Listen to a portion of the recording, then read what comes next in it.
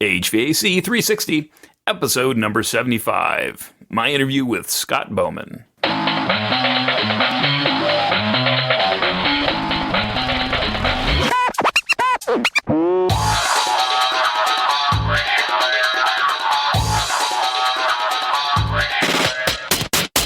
Hey, welcome back, everybody, to another episode of HVAC 360. I'm your host, Matt Nelson, as usual, back behind the microphone.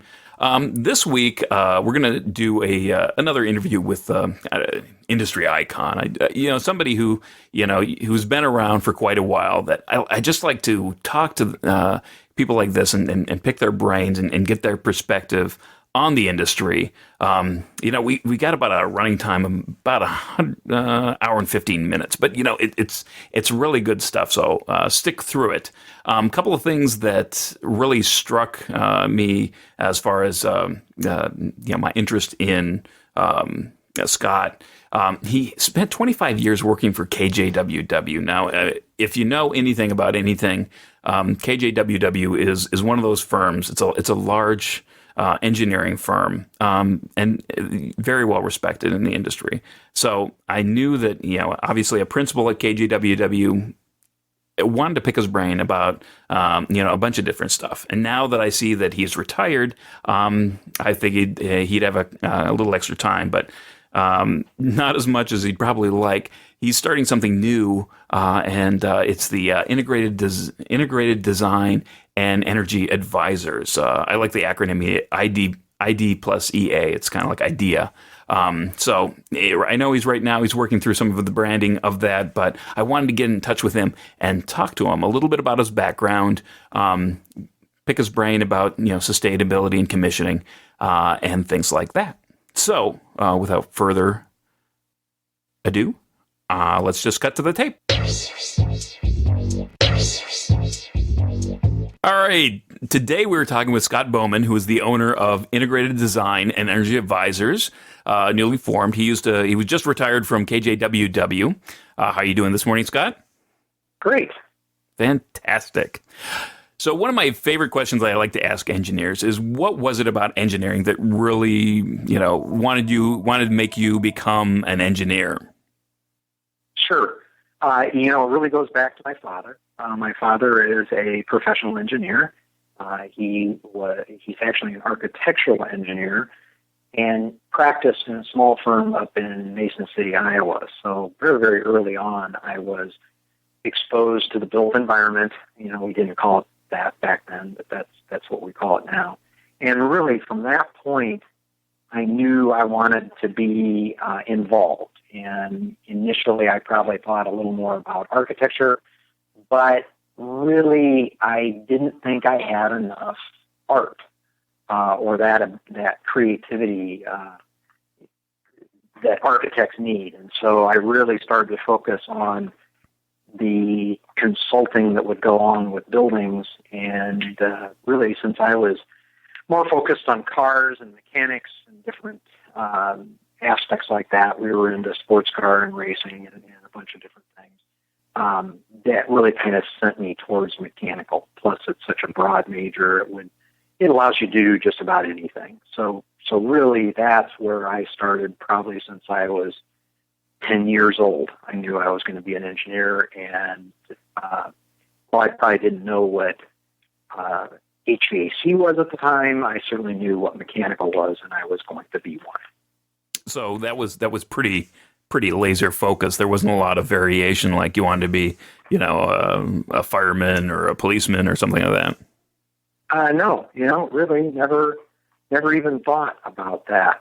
I probably thought a little bit about going into cars, but when you're in Iowa and you're in Mason City, northern Iowa, you don't really necessarily think that's an option. And plus, you think about, getting pretty close to 40 years ago, people weren't moving around near as much back then.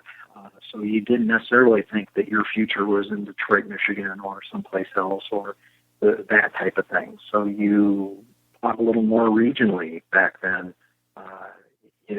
So anyway, that's really where I probably started to focus on what mechanical was and what was happening in buildings. So I guess how did it be? How did it evolve to focus specifically on the built environment? At what point in time did you say, you know what? Not only am I just going to be a mechanical engineer, but I'm going to focus specifically on HVAC and buildings. It really probably happened first with the idea. Oh, first we lived in what I would have called a California modern home in the middle of Mason City, which is very, very unusual. It had a flat roof. Nobody had flat roofs in the town or in a residential area. And so right from the beginning, I was very interested in kind of a different view, a more organic view of architecture.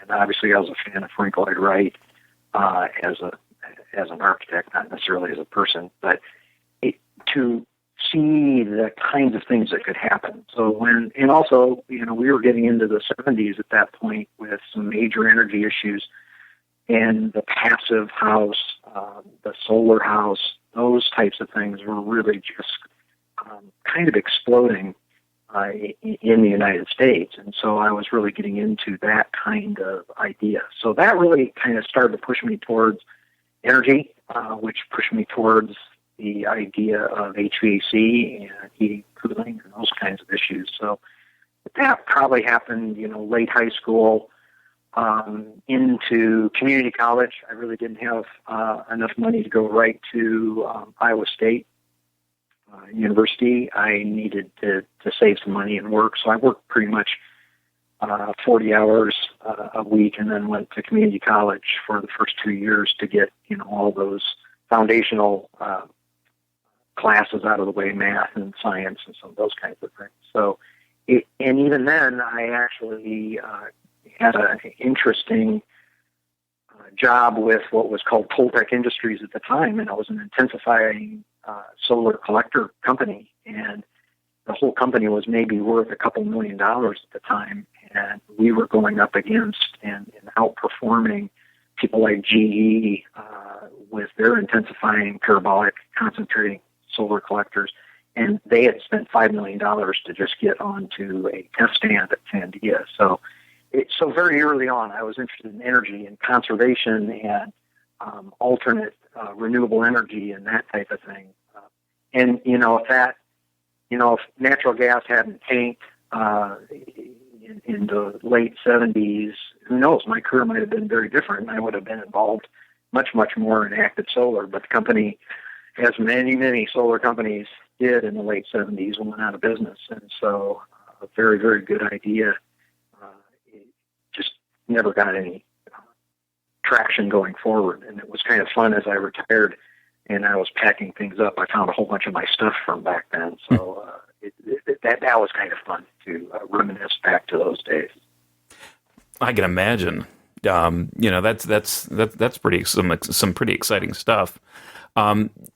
It's funny because when I think about education and how education is getting so much more expensive nowadays, and even thinking back about my career and where I went to school, I think your example of going to community college, get those foundational credits, really is going to be more of the way to do things in the future, with people going forward. I serve in a lot of, I'm still very, very involved up at Iowa State and serve on a couple of advisory boards. And one of them is for the mechanical engineering department. It's called the Industrial Advisory Council. And we are focusing, and the department is focusing, and Iowa State is focusing on engaging community colleges. And I think it's really for two reasons. One is that obviously that is, revenue, and, any university is looking for increasing their students and wanting them to get more involved. And frankly, students that have gone to a community college are pretty damn serious. They really look at what they're doing, and they really have a plan in place. So already Iowa State has several collaborations with different community colleges that allow them to get kind of a degree. I never really did get a degree from my community college because it was really a handshake with Iowa State, so that I could just really seamlessly walk from the community college into, even then,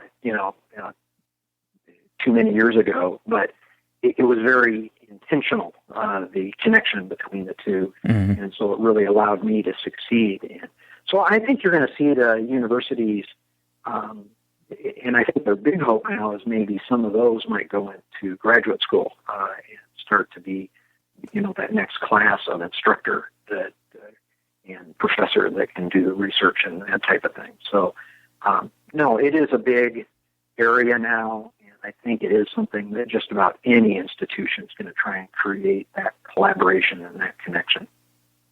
So I guess, we talked about your father being an influence to you. Obviously, being involved with the parabolic solar.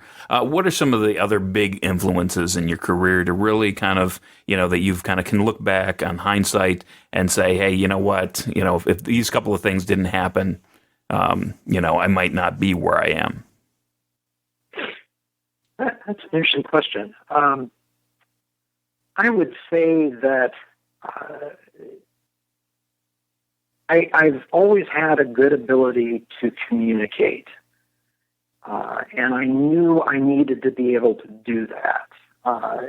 You can never really convince somebody to spend millions of dollars like we have to do every day without having a little bit of confidence in what our decisions are and what our recommendations are, but also to be able to communicate with them on a level that meets their position, where they're coming from. An accountant's going to view things differently than a school administrator, than a CEO or a CFO. So I took every writing course I could take at Iowa State. In fact, I think I graduated with an extra 30-some credit hours because I knew that I needed those skill sets, even though they didn't really apply to my degree.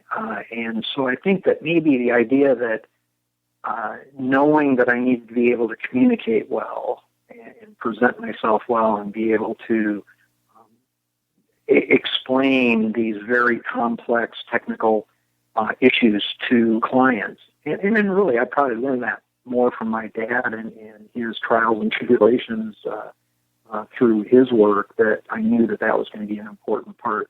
And maybe a little bit of complaining he was making about the engineers that he was working with at the time, that they couldn't communicate well and or would write letters that just spent more time talking about how big a problem it was and how much they're solving it instead of exactly explaining what it was going to be. So I think that was probably a pretty big influence. The other one was getting hooked up with a company like KJWW at a part or a time in my career right after I'd gotten my PE, and we started to do some fairly large work, and that started to expose me to some what I lovingly call capital A architects, the major players in the country and the world. And over that time and career, and then having a father that's a pseudo architect has made me much more sympathetic. Plus my own kind of playing with the idea of being an architect has made me much more sympathetic to architects, maybe a little more understanding, maybe a little more open to what their concepts are and what their ideas are. I kind of go back to, I tell a story. I'm old, so I get to tell lots of stories. One of them is a colleague to this day, and I credit him with making my life hell as a young engineer. We did a project at the University of Iowa, and it was horrible. I mean, he was making me do stuff that it was stuff that I didn't think would really fit. I was worried about whether it would work, and duct work, and getting everything fit through. And, at that time, we didn't have the same visualization tools that we have today. And so, it wasn't until the chipboard ceiling started to go in and some of the features and fittings that were part of what this particular architect's vision was, that I understood. And all of a sudden, I just remember, hard hat on my head, standing in the middle of this room saying, oh, this is what he's after. This is pretty cool. And from that point on, I use that as an example to young engineers to say, sometimes you got to trust the vision and work with that vision, because they are art majors. We're bachelors of science, so sometimes that makes us put some blinders on that does set up this creative tension between us and architects. But sometimes, you know what? They know what they're doing, and they do have something that's going to end up very attractive, very moving, whatever it might be, the emotion they're trying to evoke. So I think meeting him and working with him, even working with him to this day, we laugh about that, and we have a good time. And maybe he doesn't make my life hell anymore because I understand where he's coming from. So we don't, it doesn't work into that same kind of relationship. So I think maybe getting that lesson early in my career really helped me work with some pretty influential architects over the years. That's that's so important. Being able to communicate, like we're talking about, and a lot of times I get examples of when either an engineer can't communicate because they don't have the verbal skills, or they have like a strong ego that it's like it's my way or the highway. They're very kind of rigid, and that obviously that happens too on the architectural side, where they can't communicate. And it's not like we don't, engineers don't appreciate art, or engineers can't understand. It's just, okay, communicate it in such a way, or maybe kind of go through it a couple of times, and just kind of have. And again, exactly. And I think it's the idea of being able to understand what people's motivations are.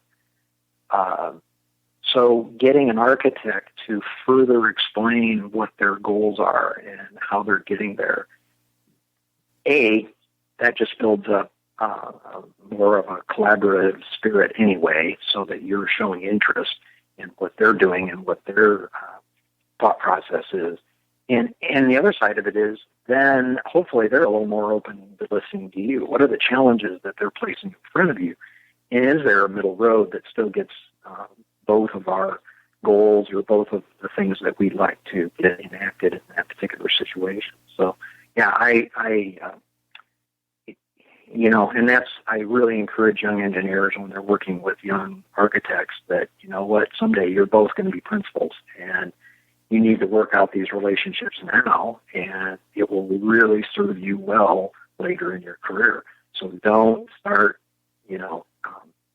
kind of fighting back or getting, too upset. Maybe it's time to go have a beer with that person and see what he or she is really thinking and what's a motivator for them. And that could help you in dealing with them and coming up with the better solutions. Absolutely. Now, your work at KJWW, you had 25 years there, which, to me, it's almost, I know, different people who've spent, a considerable length of time at one place. But a couple of, that doesn't even happen anymore, 25 years at a singular location, at least not very frequently. That might be in the 5%, of, the engineering community. There's a lot of movement for, upward growth. Is that something that you're seeing? Obviously you're towards the tail end of your stint there at KJWW. Was there a lot of movement from engineers, or did KJWW find a way to be able to maintain and hold on to quality engineers? Another good question. I think some of it's very generational. I am the baby boomer era, so we tend to be more into security and into staying at locations or firms or companies for a longer period of time. But I think that KJ, its initial growth, and I joined them when they were maybe 40, maybe right around there, and opened the first branch office for them from remote from the home office. And then, at our peak, we were going over 450 or 500 at the peak for '08. That growth was fueled by an awful lot of people that found a home and would stay, and these became the leaders that are leading today. But I definitely have noticed in the last, probably 10 years that the engineering workforce is much more mobile for many different reasons. Some have, gone outside to find whatever lifestyle they thought, and then all of a sudden they remembered, Iowa isn't too bad a place to raise a family, and so they come back. And the reverse was happening to us. We were that attractor. They'd come to work for us and then think, family's back in Dakota or Illinois or Michigan or someplace, and then so they have a good long career with us, but then move back for those kinds of reasons. So I think that was kind of in the middle, and then now I'm seeing just what you said, that people tend to move much more, and it is a difficult issue that probably, those people that are moving up and becoming principals now are going to have to wrestle with, is how do you make sure that you can attract people? And money isn't always the motivator. It's probably certainly a component of that motivation, but giving challenging projects, supporting them, having a good education program, good mentorship, all those different aspects that we need to do. So I'm hopeful that trend at least doesn't get worse, but we're definitely seeing that in KJ as well. Now, I guess 25 years at KJWW, taking it from what I'm a kind of guessing is you said a 40-person firm, which is kind of more of a local regional firm, into a international firm, and that was through the growth of some partnerships with architects and different larger projects.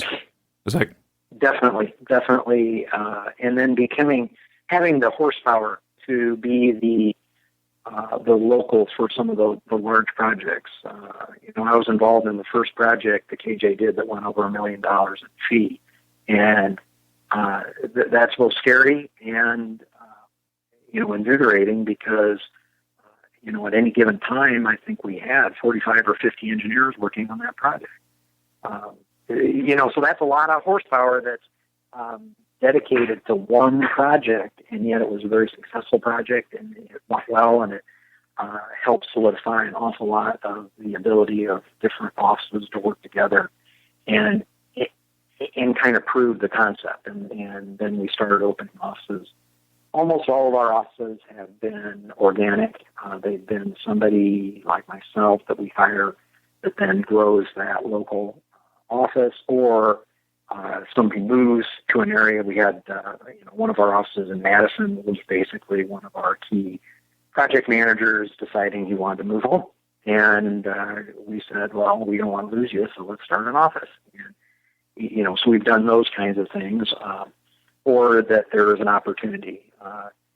In the last 15 years or so, we've done a few acquisitions with varying success, although they've all obviously settled into successful. But I think we've kind of learned how to do that. And the latest acquisition was a firm in Indianapolis, and that transition has probably been the smoothest and most productive for both companies. So I think we've kind of learned how to do that and been able to move forward. So, really our growth has probably been 70% organic and 30% acquisition, which is a little different than a lot of firms that do that. And also, we kind of went international in a different way than most. We weren't following. In some ways, we were leading. We wanted to get some of the economics of time, and so we engaged with a firm in China, and they were doing CAD for us and integrating. And then we opened an office in India that was primarily a production office, but was integrated and is actually a member of KJWW, which again, for a kid from northern Iowa that at that point in my career, I could punch 4 digits on my phone and connect to India has just been incredible. And they're very entrepreneurial, very team-oriented, and we have people integrated from India in every single team and group at KJ. So it really gives us the ability to do 24/7 engineering, which is much more the benefit than any kind of financial cost benefit. Again, most firms kind of grow by organic or by acquisition, and we've tried to do much more with the organic and then to branch out when we have those opportunities. So it has been very interesting, very exciting. I was involved in both establishing the collaboration with China and the office in India. And so, again, a kid from Northern Iowa being able to travel around the world like I've done is really something that I think that the new generations take that a little for granted. They're just much more mobile, and they can get around the world much more than we could back then. Mm-hmm. Absolutely. So what, from your time at KJ, what were some of the memorable jobs that you had? Was there any ones in particular that were that pop into your mind that were your favorites? Sure. Very early on, when we opened the Des Moines office, we had an opportunity to do a basketball arena for Drake University, and it was one of those jobs that probably I shouldn't have done in the Des Moines office. We should have farmed it off to the Quad Cities, the home office. But darn it, I wanted to do it. And, we had a fairly small crew. It was a fairly large project, and we had a great relationship with the client and the facilities manager, and it just about killed us, lots and lots of overtime and, lots of effort expended. But it turned into a very, very good project. It's used to this day. It's aged well, I think, both from its architecture, from the firm that designed it here in Des Moines, and frankly, the systems are still operating well. And I get a chance to talk. They're still a client of ours.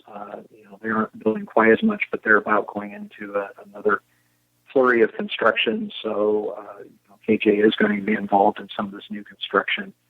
And one of the thresholds of any career is when you start adding on to your own work. We were adding on to that project as I retired. So I get a lot of people coming in, asking me questions about a project I did too many years ago. So that project was fun for lots of reasons. Made a lot of collaborations that go to this day, and people that I stay in contact with, and I have worked on a regular basis ever since.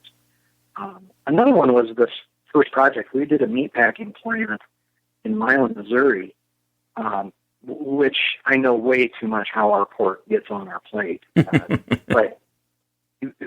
But it was an incredible opportunity, and I ran that project, and we had basically at that time, I think we had the 3 offices. I think Madison was open, and we had people in every single office working on that project because they went from basically concept to killing the first hog in 11 months.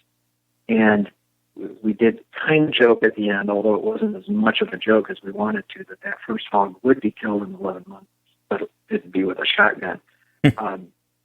But we made it. We did it. And it was actually in full production a month afterwards, which nobody has ever started to plant from end of construction. And now, were there still contractors and workers on site as the project was going out the door? Absolutely. But it was an exciting project, and it involved an awful lot of, it really stretched our firm, not so much out of the comfort zone, but in areas that we probably wouldn't have done. So we really had our hands in just about every part of the project except the refrigeration plant. That, ammonia is a very specialized, although we can do it, we've done it since, but at the time with that size of plant, that was a kind of a design build. But we had to work with them and provide them their infrastructure as well. So exciting project, well done, very productive. It's productive to this day. In fact, they've doubled the output of that plant and been able to really expand the amount of work that plant can do. And then the last one is actually the Iowa Utility Board Office of Consumer Advocate was probably one of the last projects that I had quite a bit of influence in, because it was really seeking to push energy use to values in Iowa that just aren't seen. Our goal was 28 kBTUs per square foot per year, which, a normal building in Iowa, office building, is probably closer to 70 or 80. And the building's actually, the last 3 years, the average of the last 3 years, it's performing at 17 kBTUs per square foot per year. Wow. So it's LEED Platinum. It won the iCode Award. It's now also won the iCode Plus, which means that it's kind of picked out of the last 10 years of, and that's the Committee on the Environment, AIA group. It was picked out of that group of winners as something that is still performing and is really showing what AIA wants to see in that kind of area. So very proud of that project, and we're doing quite a bit of presentations on it. I think it's a great example of integrated design, which we all need to get to, and really try to expand that collaboration very, very early on in the project. So, so I think that it's about 45,000 square foot, 44,000 square foot. So it's not small, not huge, but it's really performing well. So I think that was a great capstone to my career at KJ, to be involved in that project and to help the firm kind of advertise the expertise that it has to pull something like that off. So that project, just to kind of, focus back around and maybe just, try to educate the listening audience a little bit. You're talking on that project, 28 kilobTUs per square foot per year. Is that right? Or that was your goal? That was the goal. And most office buildings, you said 75 kilobTUs. Yeah, 75 to 80. Now, and that's like, new out of the box. That's, you really have to focus on getting it down to 28. Oh God, there was not any decision made on that project from day one that didn't get tested in the energy model. That goal, and that's why I don't want to say platinum's easy, but if your goal is that kind of energy, almost all your decisions start to make platinum easy. In fact, platinum wasn't even a goal early on. In fact, LEED wasn't a goal early on. It was because of the use of this building. They wanted to be a demonstrator, and there was an example. In fact, that's what set the goal. Is there was the Iowa Association of Municipal Utilities building that was built probably 15 years ago, and it was performing at 28 kBTUs per square foot per year. And so this new building kind of said, we want to outperform that building. And it was the lowest energy user in the state of Iowa up to that point. So that's what set the goal for us. And it's 100% Energy Star score. So, that just happened recently. It took us, we were like at 99% for 2 years. And then I think finally the last report about 6 months ago I got from the woman that tracks that at the state of Iowa said that it's now at 100, which is pretty unprecedented. Wow. So it's a neat project. That is. Now, and that when we talk about that kilobTUs, that's really what if you're talking ASHRAE, you're talking measurement. That's the EUI, the energy use Correct. index or intensity, or I know I've heard index, intensity.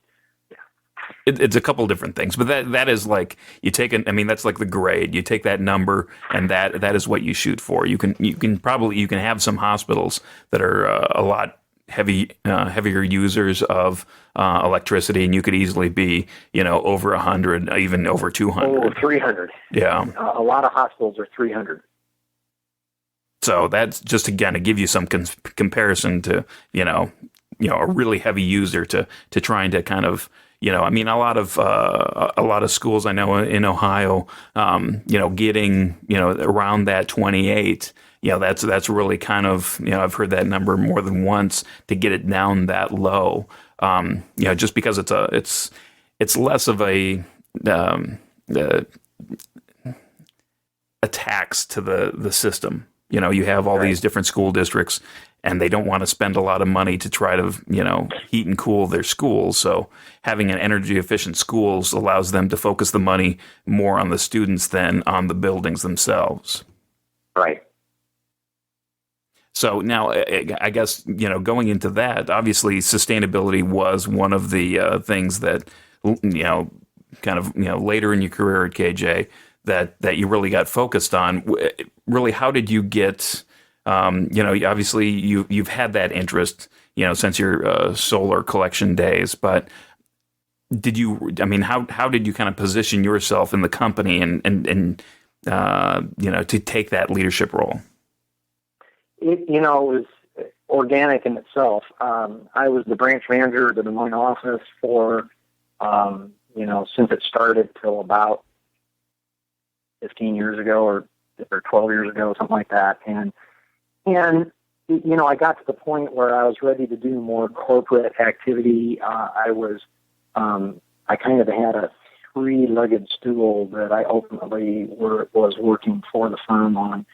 And one of those was risk management, contracts, that type of thing. And that was taking more and more of my time. And I was finding that I wasn't as effective as a project manager as I could be because of these other pressures. And so we made the decision to name a new project manager. Andy Thielen's his name, or a new branch manager. And, I often kid Andy that was the best day of my life. It's when I handed my job over to him. And I think he's still, the judge is out on whether that's the best day of his life or not. So, but he's very effective, very good to this day. And so that then allowed me to focus on a couple of things. And one of those was commissioning. And we had just, kind of well before LEED came out, we had done one of the first commissioning jobs at the firm. I did out of the Des Moines office. And I really saw something that the industry needed desperately, and that we were heading into the world. I still remember what a Bakelite looks like, and what pneumatic systems were, and how bad they were. How out of calibration they could get, and so I was desperate for the new at the time. We weren't even really calling it digital controls at that time. They were building automation systems, and they were just monitoring. And we actually did one of the first jobs in Iowa that converted a building to direct digital control very, very early on. And I was heavily involved in that project. And so controls was really one of my specialties. And so as I let go of that and let go of project management and became more the principal in charge on projects, and was spreading myself out on more and more projects, seeing more and more projects, but in a more of an early stage. We used to call that systems concept engineer, that kind of role, helping to get projects started right, on the right direction, and or helping them when they get into a roadblock or some kind of issue that needs to get resolved. So it really kind of was organic into allowing me to concentrate on commissioning, developing commissioning as a service within KJWW, and then also the risk management I was doing.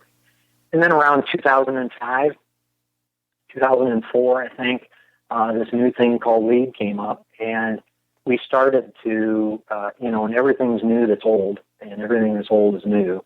And we've been doing energy conservation, we've been doing energy audits, we've been doing everything, and all of a sudden now we call it green and sustainable, and we have different terms for it. But it really fit with most of our clientels. We do significant amount of higher ed, and so there was deep penetration of lead into the higher ed market. Actually, our commercial construction, there was a great uptake of lead with several of those vendors or companies as we were doing some significant office building work around Iowa and around Chicago. And so it became natural. And then, it's a complex system, it's a complex area, and we really needed somebody that was going to be that central clearinghouse for that information. And so that's when I took on the title of Corporate Sustainability Leader. So that's that three-legged stool that I was involved in commissioning and maintaining commissioning as a service and working to expand it and to develop it into the group that it is today. And then the idea of sustainability and be that resource within KJ and to our clients, and then the risk management contracts. I used to say that the commissioning and the sustainability is the stuff that I found fun and that kind of kept me going every day, and the risk management I was good at, but I'm not going to say that was the fun part of my job. So now, but go ahead. No, it just became that. So it was kind of growing into something that I obviously had passion for, and passive solar came back, but now we call it, daylighting. There's different things that we've incorporated, but again, we've had some of these basic things since I started in this group. So, but it does have a label now, and it does have a little more depth and penetration in the market. So it's been fun to get more and more involved. And lead as a tool, not an end result. And so, but the idea of sustainability, I'm trying to use the term high performance because I think sustainability has gotten politicized, even though it shouldn't. But it's kind of become a political word. But I think we can all agree that we want our buildings to perform well, whether that's energy or indoor environment or water or whatever, in the building, the use of the building, the way the users use the building. So I think everybody can support high performance. Absolutely. Now, at least from my perspective, I've noticed that if you apply your title in an architectural sense, like, hey, I'm the director of sustainability at an architecture firm. Really, what that means is that, hey, you know what? I'm going to take charge of the lead process and make sure all the credits are done, and make sure that everything is being done kind of in a lead-esque way. You also have people out there that's all they do is they are kind of the manager of the credits that they will take and make sure that everybody's on board and that everybody's doing what they're supposed to be doing.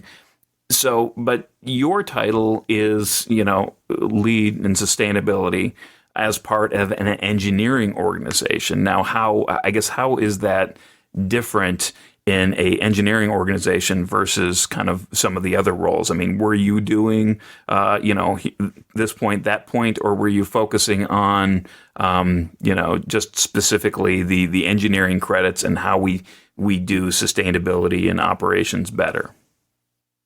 I think it's more of the latter. Again, when you think about the credits or the documentation that's required for lead,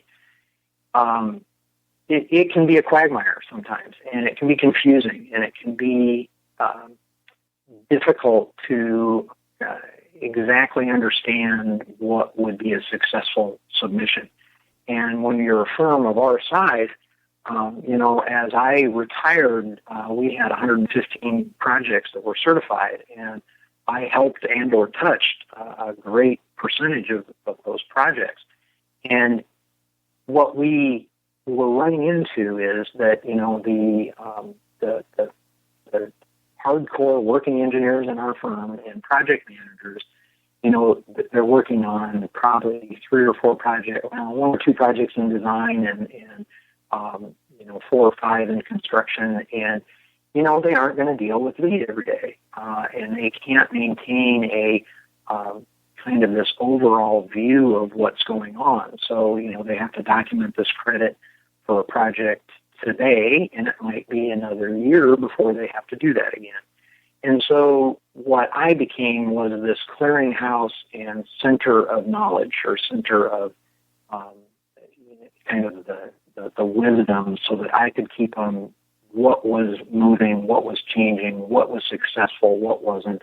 I made sure that we had a lot of materials that engineers could grab as far as what was successful on other projects. And we have a very good track record of any credit we're going after of achieving.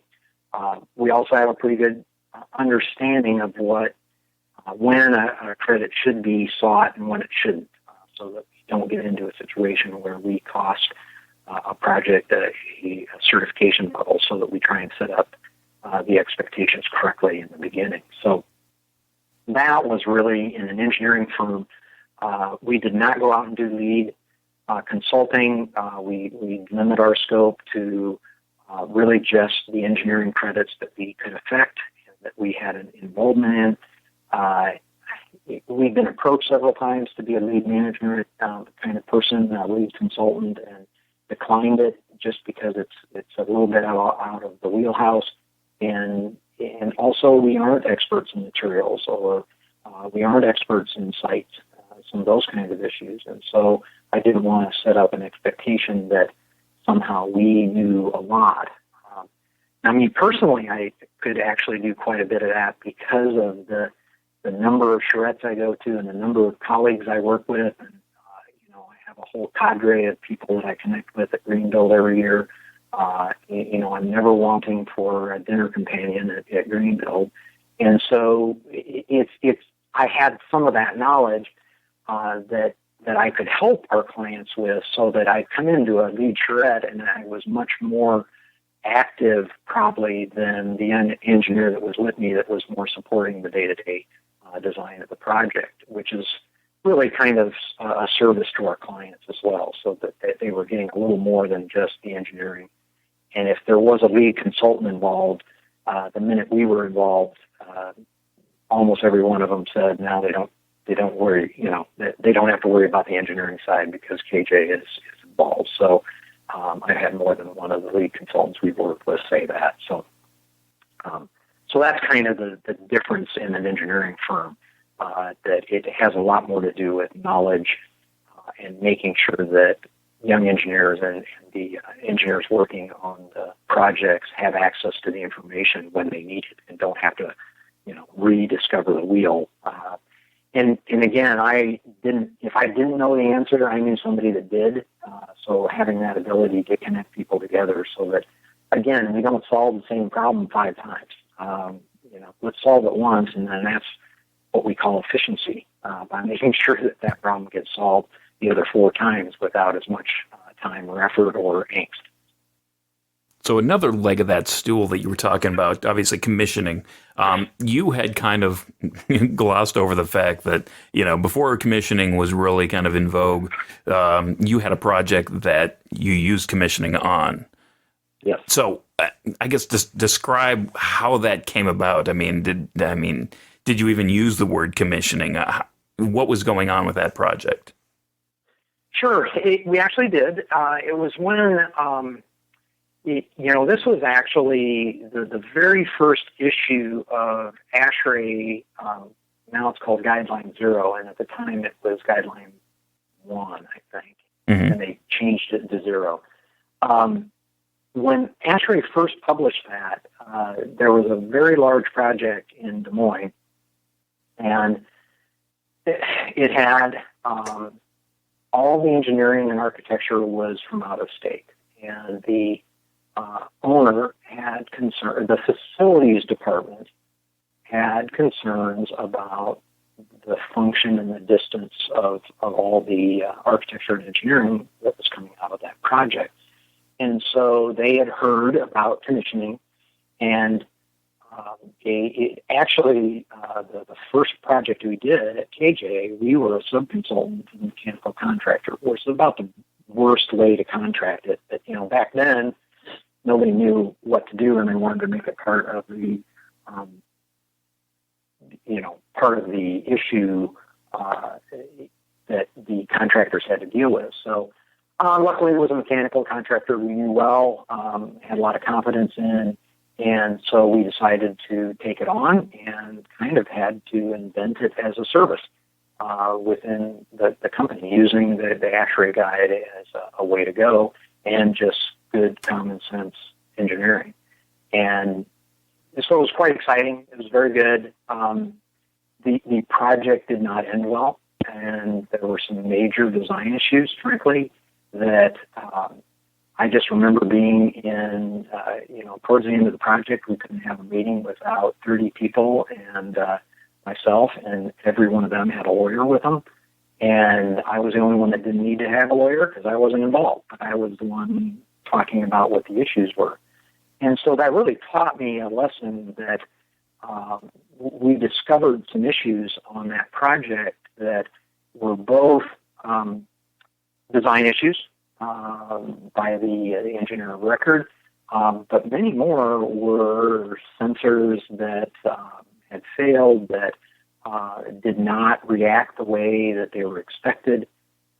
And so it really taught me that this service was something that we were starting to see more and more, especially with direct digital controls.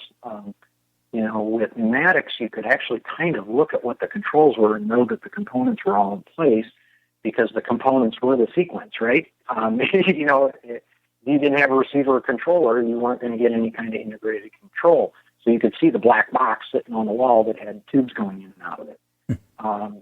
With electronics, you can't see the program. It is a black box.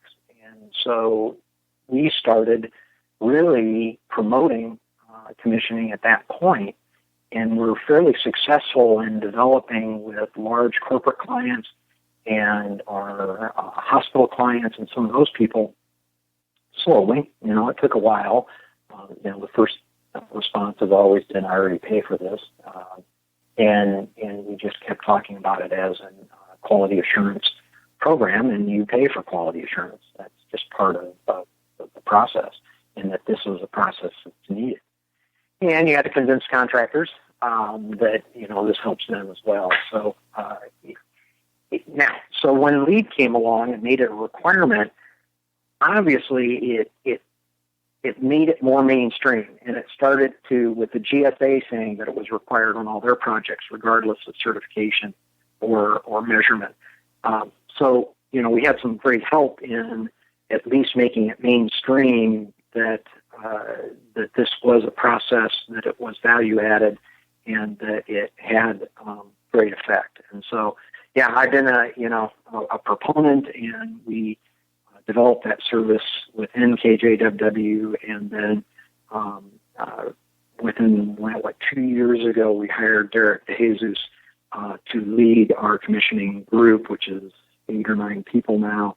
And so that part of my role actually reduced. I became much more just a mentor to Derek, and he has really taken it and run with it and is doing a fabulous job of expanding that service. And his background is more electrical side, and so he has dramatically expanded the amount of electrical commissioning we were doing, which we had been doing for healthcare primarily, but now we're trying to promote that deeper into other aspects or other different building groups. Now, it's interesting. Obviously, you have the mechanical background, and you see the controls aspect of it, it being, a lot more complicated and complex, and there's a lot of issues. And you just mentioned that you're the new, basically the director of commissioning had the electrical background. Do you think that it really takes that in-depth background of being, involved in design to really promote the benefits of that? I mean, to be able to see, where it breaks down. I think it's a corporational knowledge, right? So we definitely, with every project we commission, it builds our marketing material just because we understand where things are going and what things are happening. People come from lots of different areas into commissioning. And I I'm a little bit outspoken, because I know that there are some engineering groups that are trying to define it as engineering, and I know that the latest international energy code it kind of makes it seem like only registered engineers can do certain activities within commissioning. I'm a firm believer in experience and mentorship as the way that you need to, whether you are coming from an engineering background, or a trades background, or a construction background. It really has to do with both organizational skills and then system thinking. And if you've got those two things, it doesn't necessarily matter what your basis is, but it may limit how much you can do. For example, Derek, and this is one of the benefits and why he wanted to come to KJWW, is he wanted to have real peer reviews, not commissioning reviews. And KJ can offer that because we get mainline design engineers to do our peer reviews. And so that's something that then he can do a review for kind of the commissionability or, some of those aspects. But it really becomes a service to the project to identify much more technical issues. And I've really found that there are some less than good providers out there, and one of the areas I think they really fall down and try and make it up just through verbose comments is the review, and bring up stuff that really has no merit or no basis, but they just want to stir the pot in order to appear like they are of value. And whereas if you get a true peer review, it doesn't need to be antagonistic. It doesn't need to be confrontational. What a good peer review does will encourage appropriate communication between the engineer of record and the owner. And the owner can then make informed decisions, and there may be no change whatsoever. And we're very careful in the way we word our comments because we want to enhance the communication, not become somebody that, trying to prove why KJ should have designed this project, or, that your engineer of record isn't doing something right.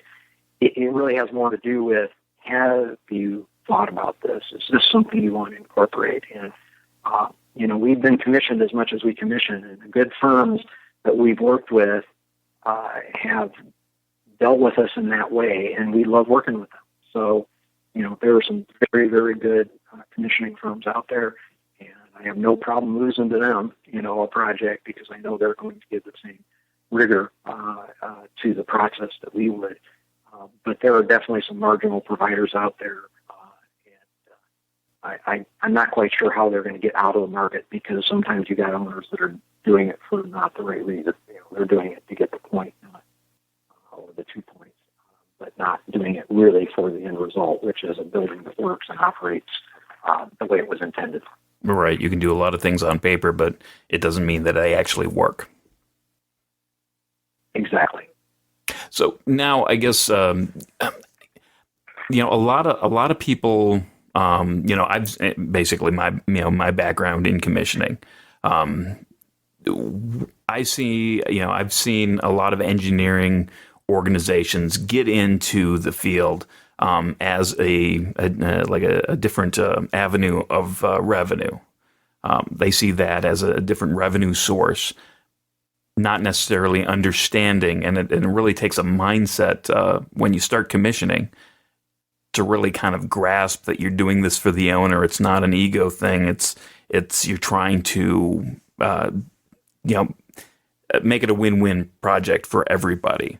So exactly. I guess what have you seen and what have you done to make sure that you kind of understand that and you're picking people that are helping that process out?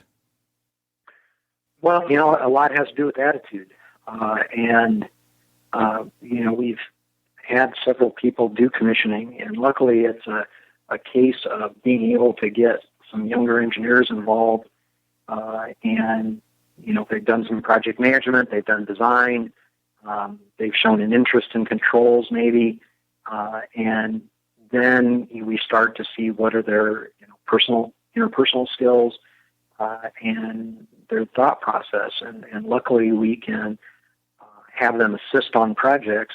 And with the size of firm we are, we get to try out people before they get assigned to the team. So, just because you do a project doesn't mean you're part of the commissioning group. So we have the luxury of being able to work with them before we are necessarily putting them in front of a client as the agent, or as the authority. Mm-hmm.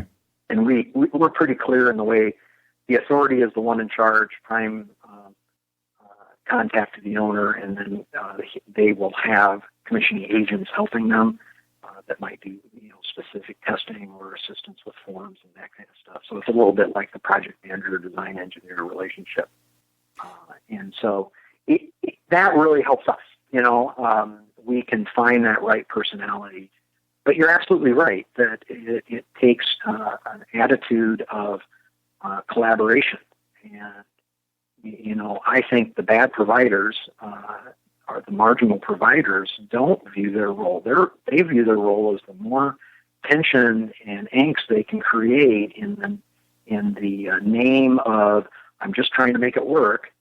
That seems to be what rewards them. And I'd rather in the project where the engineer of record is thanking the commissioning agent and vice versa. And that's the way we try to deal with the commissioning agents that do our work. And so, it's the old golden rule, treat other people like you'd like to be treated yourself, correct? So that's really, so it's through training, mentorship, and making sure you select the right people.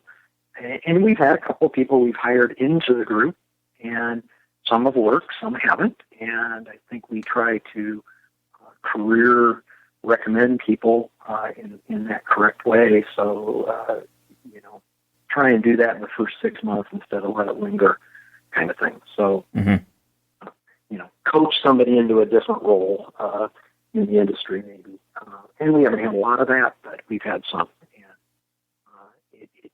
It doesn't really, it's not that it's coming from an engineering background. Right now, I'd say the group is, and again, maybe it's one of our differentiators as well. It is engineering heavy. We have some non-engineers in that group. Derek's not an engineer and leads the group very, very effectively. So we are going to hire more of those as we see them become available. But we are still probably more an engineer-centric commissioning effort than not. But that's a little more just because we are coming from from that background. And you look at SSRCX, they're kind of the same way. They're kind of one of the people I like to measure KJ against. They've commissioned us several times. We haven't gotten to return the favor yet. We're still looking for that project, but work with them well, like them. I think they do a good job. We don't lose to them on fee. We lose to them on experience, which is the right way, or familiarity with a building type. So, those are the kinds of firms that I've dealt with. But I've seen some other firms that aren't that way, aren't necessarily very coming from the engineering, and they do a great job as well. We've done a fair amount of work with EEI out of Kansas, or out of Missouri. And they're probably 50-50 engineering versus some other trade or testing and balancing. And I was very pleased with their work. And I thought they did a good job of encouraging collaboration and encouraging, a good project outcome. So now, obviously, name dropping SSRCX. That's a Smith, Seckman and Reed commissioning, and EEI was that Engineering Economics Incorporated, I think. Okay, all right. Just in case you didn't catch that the first time, I didn't want to whiz an acronym by in, right. not have people catch that. So obviously, commissioning big impact areas. What and commissioning agents in general are big on, what are some of the lessons learned? And so I guess what can you tell us about some lessons learned that you can share? Wow, that could be a whole nother it could be podcast. I would say that the idea of sequences, the clearer the sequence, and it's not always length.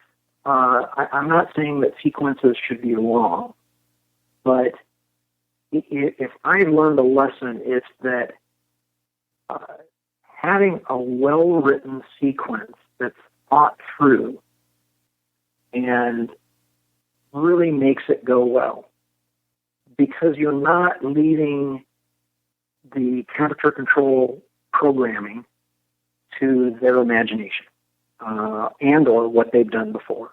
Mm-hmm. The more specific that sequence is, the easier both our jobs are as the commissioning agent and as the programmer. Now, that doesn't mean they don't still program what they thought it should be instead of what the engineer did, but it's very easy to then lay out what the functional test is, how to do it, what can you do that you don't have to wait for season change, all those different aspects. And yet I still see an awful lot of sequences that are a paragraph. They're not well thought out, and they really leave a lot to the temperature control contractor. And frankly, I think it gets into the hands of the commissioning agent to kind of figure out what was in the engineer of record's head to come up with what that solution is. So I guess that's kind of a broad lesson. The other is that, it is a round robin of communication. And so I really try to be very careful in how I word the action log or how our team. I don't want to get into a lot of blaming. When you think about that, sometimes that sequence is written by another engineer within a firm. So, the engineer of record's busy designing, sizing, laying out, working with CAD, and then somebody is actually trying to take what's in his head and put it into, the sequence, and then it gets to the basically the marketing rep side of a temperature control company that just really worries about what the dollars are. And then it gets to the person that's supposed to preload all the programs. And then, the last guy that gets to cover it is the poor dude installing stuff and actually uploading the programming. So there's an awful lot of changes of information from each hand and each ear and mouth in that process. And so often it really is just a miscommunication, and it's usually easily resolved. And if you handle it correctly, you can be seen as value to that programmer. And encouraging them to, come and let me do a couple of TAB boxes after you've done the first couple, and if you identify things, they haven't invested a lot of time yet.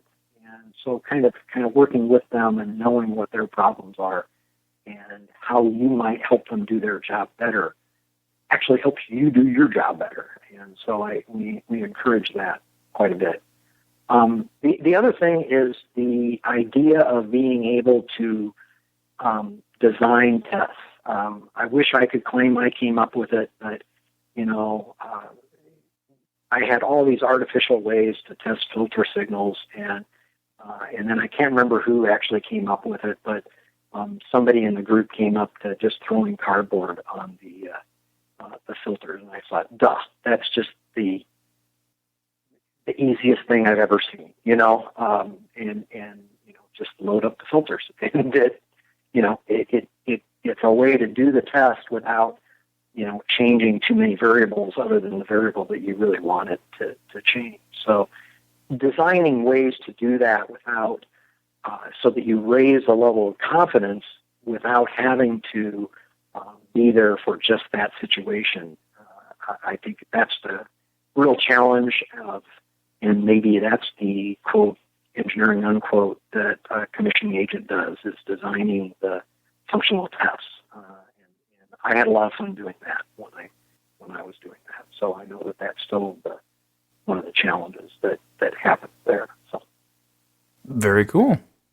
So obviously you've started a new chapter in your life. You've retired from KJWW, and you go, hey, you know what? How about I start a new firm? Tell me a little bit about that decision of starting Integrated Design and Energy Advisors. Sure. So I have KJ has given me the opportunity to create a fairly unique voice, and this, working with so many architects on so many projects related to sustainability, has connected me to a much broader audience than would typically be available to an engineering firm.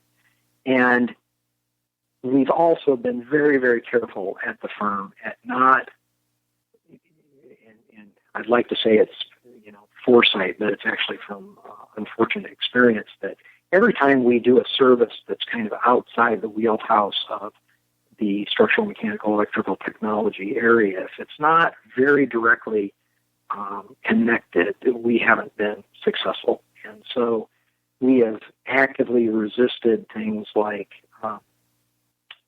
doing lead consulting or facilitation of charrettes, those types of things, even though I've assisted over the years. So I've been able to create more skills in engagement and facilitation and education. I do quite a bit of presentations and work with young engineers and practitioners. And I really felt that it was time to, I've been in this industry now well over 30 years and 25 with KJ, and it just seemed like I have a broader voice now. I can affect projects in a different way that isn't really within the core of what KJWW provides. So it's going to be really going out and expanding what I can do, and I'd like to be focused on helping projects start earlier. And I'm in the middle of branding and coming up with some of that type, but I've been playing with the term, to start better, reach higher, and finish stronger as a way to encapsulate what I hope to do with projects through the idea of integrated design. And the IUB building taught me that if you set goals early and you measure against those goals at every single decision point, and that everybody understands clearly what those goals are, you can really exceed expectations. And so often we run into the fact that we didn't know something because we maybe didn't ask the right question. So I hope to help design teams through a facilitation early on in a project to ask all the right questions and then document it in the most underused risk management tool that exists in our industry, and that's the owner's project requirements, the poor lowly OPR that never gets done until the end of the project, or it gets done by the commissioning agent, who is absolutely the wrong person to do the OPR, but it's got to get done, and, blah, blah, blah. And I'd like that to become an active tool, and I call it risk management because anytime you enhance communication between the design team and the owner, you don't get, failed expectations. And my other risk management hat is that claims start with failed expectations.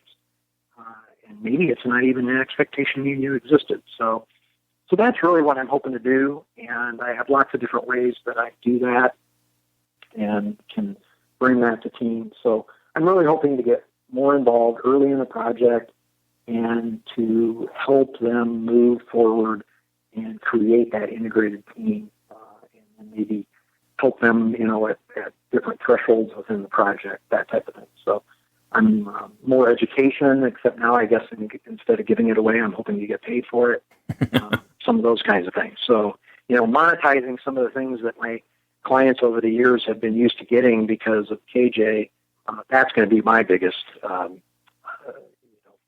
problem out there is doing that.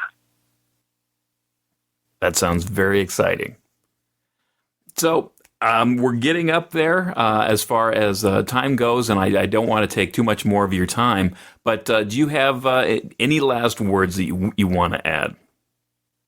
No, I just, it's been a wonderful career. The KJWW experience was fabulous. I'm still their number one fan. I'm hoping I was kidding them that I hope they're a sub-consultant to me, and they're all worried about the contract I'm going to ask them to sign. It's because I know how to write a contract. So I'm really excited about looking at projects much more broadly and being, much more that advocate for the owner, but also an advocate for the design team, because it's really this communication that needs to be improved, and the creative tension needs to be managed. And I'm not sure that all owners understand that, and kind of maybe expect the architect to manage that when they need to be a little more involved to make sure that it comes to their best result. So thanks for the opportunity, and it's been fun to talk. So if anybody wanted to learn more about you or your company, what would be the best way to get a hold of you? Right now it'd be through LinkedIn, and I've got a fairly active LinkedIn presence, and Twitter. So LinkedIn, just look for Scott Bowman, and IDEA, Integrated Design Energy Advisors. And then also I've got a Twitter feed that we could probably do another podcast about, which is Scott B. Lego. And yes, I am heavily involved in Lego, and it will be one of the tools I use within the facilitation keynote that I hope to do. I'm an adult fan of Lego and AFOL, and so you'll see very interesting. If you follow that Twitter feed, you get to see stuff about sustainability, about engineering, about motorsports. I work for a pro team, and I'm a steward for sports car racing, and Lego. So I think I might win on the diverse type of Twitter feed. You'll never be bored by what I tweet. That's for sure. That sounds fantastic. Well, Scott, I really appreciate you being on the show and sharing all these great tidbits, and I hope people took notes, got things down. I will put links in the show notes over at buildingx.co about things we talked about. And thanks for being on the show. All right. Thanks, Matt. All right, and we're back. Thanks again to our guest, Scott Bowman. Really appreciate him taking the time to kind of take us through, quite a bit of things. And I really like, what he had to say. A couple of things, lately, and, you've noticed from one of the previous podcasts about mechanical engineering and things like that, where I talked about, what I learned at the university, or at university if you're in Canada.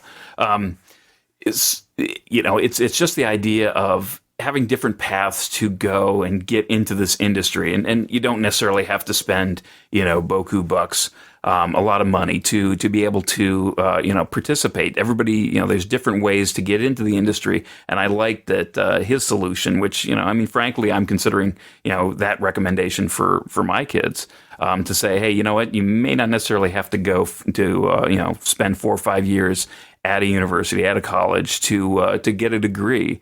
You might be able to kind of do part of it in a community college setting, and then transfer those credits and get your degree that way. It's a lot more palatable to the pocketbook. I've paid out the nose through my for my tuition, but.